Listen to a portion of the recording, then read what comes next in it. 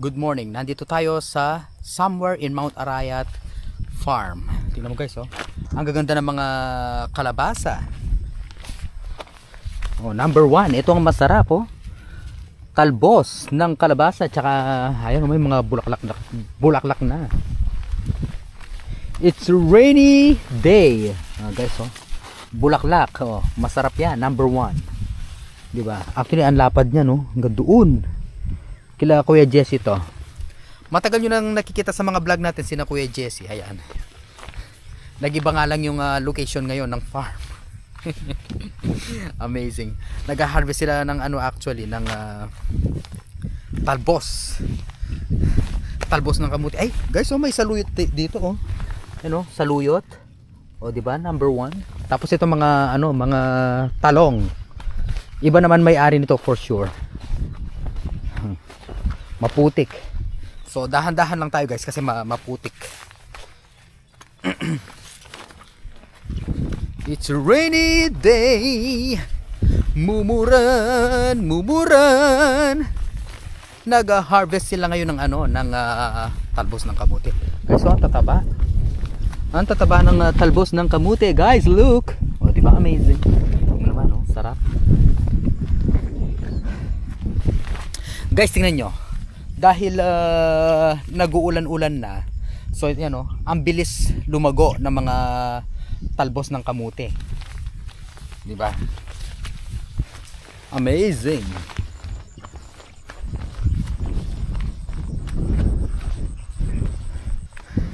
I-check nga muna natin yung ano. Balikan natin sina Ate Cecil. I-check muna natin tong merong ano dito, guys. Ay! Pipino or cucumber. Silipin nga natin. Oh my goodness guys, maputik. Kaya dahan-dahan kasi madulas. Madulas. Ayun yung ano, pipino. Ala, grabe yung putik guys. Grabe, oh. Dahan-dahan lang tayo kasi madulas nga talaga. So ito, silipin lang natin yung pipino farm. Pipino? Pipino. Ay, Mario Step. Ang sakit sa legs. Kasi nagko-control tayo eh. Baka tayo madulas. So ito, hindi ko lang alam kung kailan sila huling nakapag-harvest dito sa pipino. Amazing. Opya. Oh, wow. Asa yung may-ari? Tao po. Wala yata yung may-ari guys, oh. Ayan, oh. Pipino. 'Di ba? Hindi ko lang alam kung nakailang harvest na sila. Ayun, oh, may bunga guys. Oh, 'di ba? Pipino. Ang sarap. Pengi pong isa. Tingnan ang tala natin guys. Wow. Ano, mag-almusal tayo ng pipino. 'Di ba? Malawak 'yan, guys, actually. Hanggang doon sa itaas, 'yan, oh. Malawak. 'Di ba? Pipino. Wala yung may-ari, baka dahil nag-uulan-ulan ngayon, baka next day na sila mag-harvest. Pero nakapag-harvest na sila dito. Pati yung mga, guys, oh, look. Oh, ang palayang ligaw, matataba. Di ba? Amazing din. Tsaka doon tayo dumaan. Yan lang ang mahirap pag nag-uulan-ulan guys. Maputik, madulas. Kaya yan. Kaya dahan-dahan lang tayo.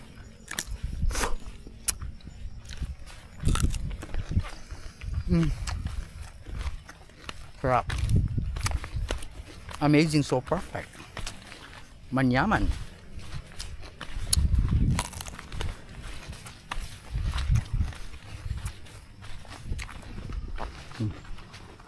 Balikan na natin sina Ate Cecil.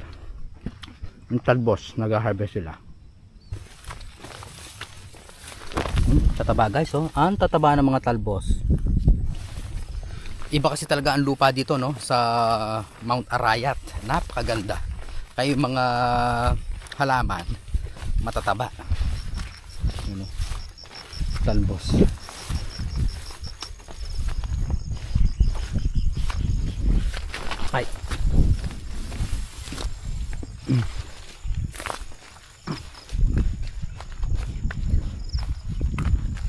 Good morning. Good morning.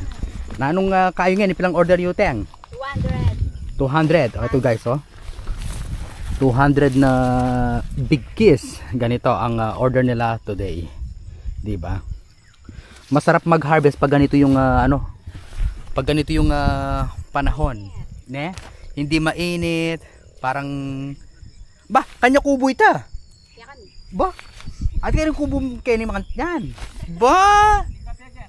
Wah, ngayon kaya pamuiki. Tati pala na. Bala ko ita mong kita wa. Ka perfect na. Kita na ka na magluto at atin. Ali, potang siguro kay. Magdala na kami kalong. Wapin. Magdala kaming bakal may luto. Punta lang kaya pinandit. Di ba? O yan, alam mo naman guys, oh. Kaya mas masanting lang ang kain eh. Dengan talbos, kaya mo masukal mupin. Pero pwede ko mila kanyan. Talaga? Ayan o, kadagol o. Awan eh. Guys, so, tingnan mo. Matataba. Mga talbos. Kaya asak man. Karakal na naman yata yan. O mga yan talaga? Manili talaga kadagol. O ito nga kay, detang maglara. Karin na siguro na eh. Munta ka babo ka niya. Ay! Makaya mataluras eh. Pero nung mataluras, okay mo. Guys, 200 na ganyan yung order nila. Ito yung nila, sili. Sili! Wow! O, diba? Amazing. Tingnan mo naman yung bunga. May siguro to, may inisprayan ng gamot. O, diba guys? Ito yung mga sili nito guys. Pag nag-araw-araw na, mabilis na lang tong huminog. Para makapag-harvest na sila. Mahal ang kilo ng ngayon ng sili. O di ba? Ayan lang naman yung sili nila. Di ba? Perfect. Wapin. Oreni alila pa.